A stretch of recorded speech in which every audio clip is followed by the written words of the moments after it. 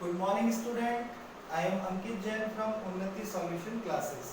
बच्चों, last time मैंने आपको कंटिन्यूटी के ग्रेटेस्ट इंटीजर फंक्शन के बारे में समझाया था।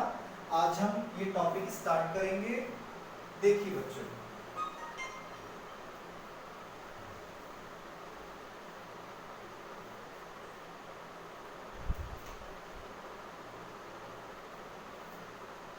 सबसे पहले आपको किसी भी पॉइंट पर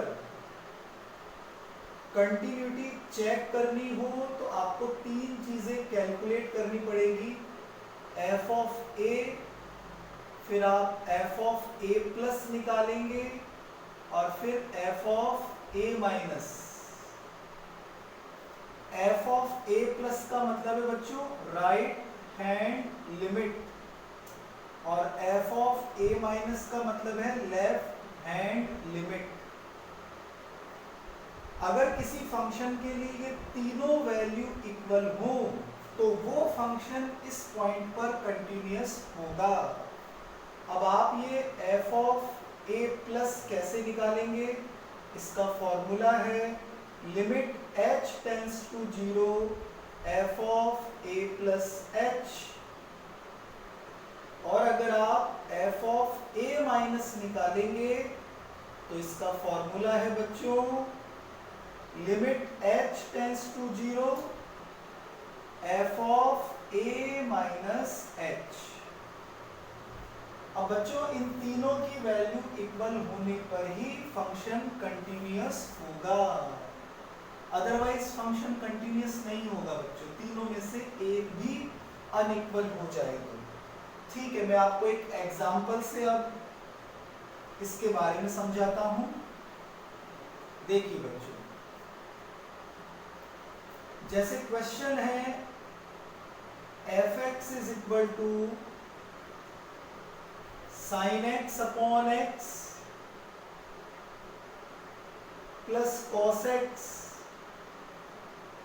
when x is not equal to 0 and x is equal to 0, function की वैल्यू है 2। आपको इसमें x इक्वल टू 0 पर चेक करना है ये फंक्शन कंटिन्यूअस है या नहीं eight x equal to 0।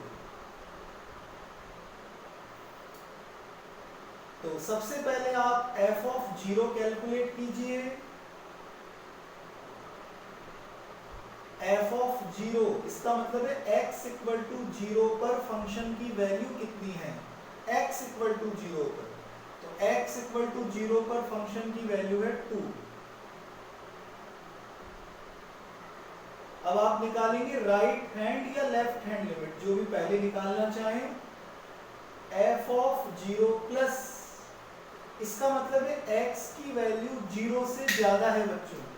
0 plus x की वैल्यू 0 से ज्यादा।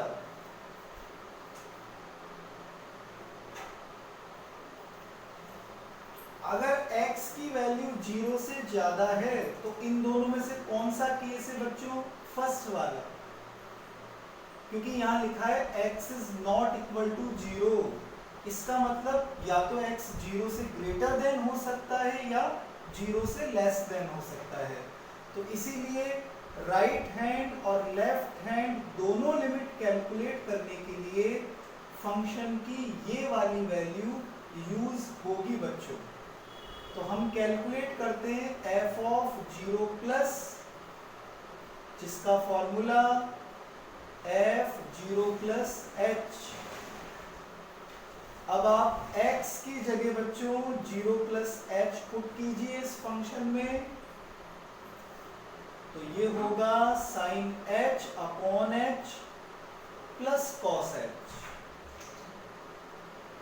बच्चों, मैंने इसकी आइडेंटिटी आपको लिखाई थी 1, ये तो 1 बन जाएगा, और h की जगह 0 रखने पर cos 0 भी 1, तो राइट हैंड लिमिट कितनी आ जाएगी? 2। इसी तरह आप लेफ्ट हैंड लिमिट भी कैलकुलेट कर सकते हैं। Left hand limit f of 0 minus, इसका फॉर्मूला बच्चों limit h tends to 0 f 0 minus h।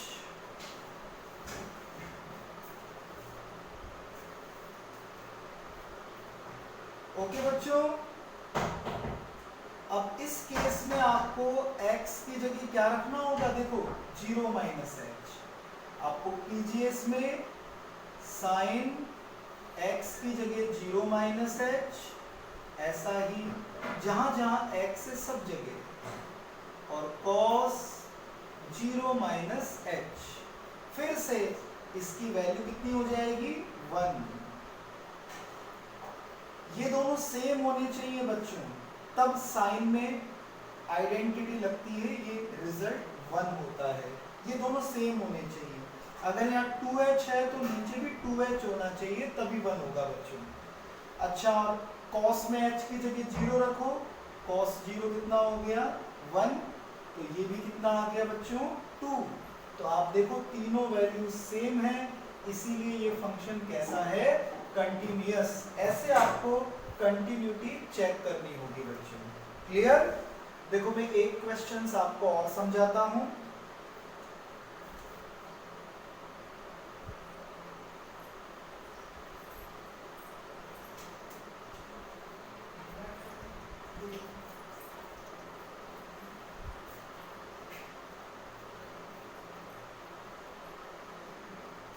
Question है बच्चों, fx is equal to e की power 1 by x upon 1 plus e की power 1 by x if x is not equal to 0, और if x is equal to 0 तो function की value है 0। इसमें आपको प्रूफ करना है ये फंक्शन डिसकंटिन्यूअस होना चाहिए x इक्वल टू 0 पर। प्रूफ करना है ये डिसकंटिन्यूअस होना चाहिए x इक्वल टू 0 पर। देखो बच्चों, सबसे पहले f ऑफ 0 की वैल्यू कितनी है, 0। अब आप निकालो f ऑफ 0 प्लस, पहले निकाल लो या माइनस, कोई भी। मैं पहले यहाँ माइनस निकाल रहा हूँ बच्चों, क्योंकि प्लस वाली वैल्यू इसके इक्वल नहीं आएगी। जैसे ही दो कोई भी वैल्यू इक्वल ना हो तो वो डिसकंटिन्यूअस हो जाएगा, ठीक है ना। तो माइनस निकालकर आपको और अच्छा समझ में आ जाएगा, ये वाली वैल्यू इसके इक्वल आएगी, इसीलिए मैं पहले 0 माइनस वाला निकालकर आपको समझाने की कोशिश करता हूँ बच्चों, ठीक है। Limit h tends to 0 f of 0 minus h।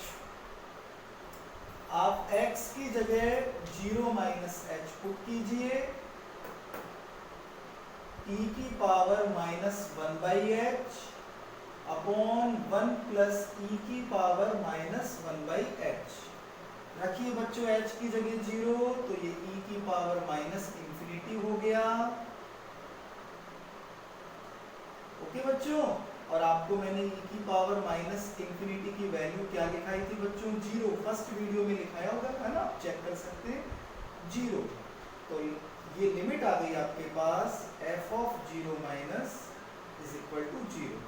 नहीं लिखा है तो मैं दोबारा से एक बार बता देता हूँ बच्चों, e की पावर माइनस इंफिनिटी हमेशा 0, e की पावर 0 की वैल्यू 1, e की पावर 1 e होता ही है बच्चों, e की value approximately 2.718, non terminating and non repeating numbers होता है बच्चों e, और e की पावर इंफिनिटी होता है इंफिनिटी। तो आप देखेंगे ये दोनों तो इक्वल आ गए बच्चों। अब हम निकालते हैं f0 plus right hand limit, right hand limit f0 plus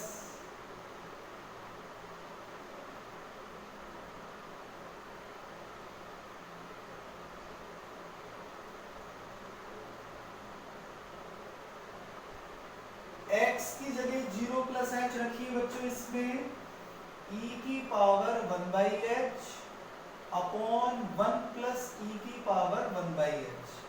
अब अगर आप यहाँ h की जगह 0 रखेंगे बच्चों, तो ये 1 बाई 0 इंफिनिटी, और e की पावर इंफिनिटी, ऊपर भी इंफिनिटी हो जाएगा नीचे भी इंफिनिटी।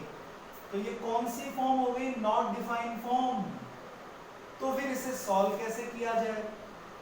देखो बच्चों, अगर हम डिनोमिनेटर से e की पावर 1/h कॉमन ले लें,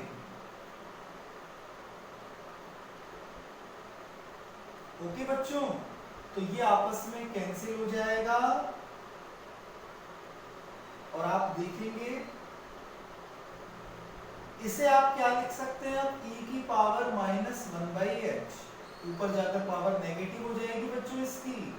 अब आप h की जगह 0 रखो, ये फॉर्म नहीं मिलेगी आपको।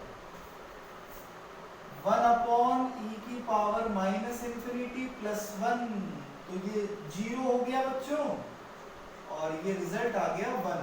तो आप देखेंगे ये तीनों आपस में इक्वल नहीं है, इसीलिए ये कैसा फंक्शन है? Discontinuous. Since here f of 0 is equal to f of 0 minus, but both are not equal to f of 0 plus, so this function is discontinuous at x equal to 0। इस तरीके से आप लोग कंटिन्यूटी चेक कर सकते हैं बच्चों। ये तीन चीजें हमें कैलकुलेट करनी पड़ती है।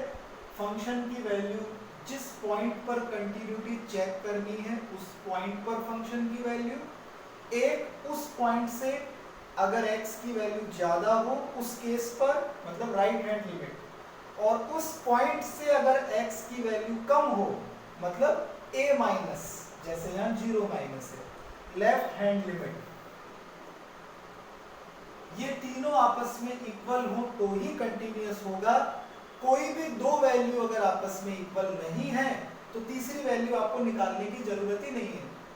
जैसे अगर आप यहाँ राइट हैंड लिमिट पहले निकाल लेते तो इसको कैलकुलेट करने की जरूरत ही नहीं थी, ये यही प्रूव हो जाता 0 इज नॉट इक्वल टू 1, सो ये डिसकंटिन्यूअस है। बस मैंने समझाने के लिए और अच्छा समझ में आए, पहले लेफ्ट हैंड लिमिट निकाला फिर राइट हैंड लिमिट निकाला। आया बच्चों समझ में? नेक्स्ट वीडियो में नेक्स्ट क्वेश्चंस के साथ मिलेंगे बच्चों। ओके बच्चों, हैव ए नाइस डे।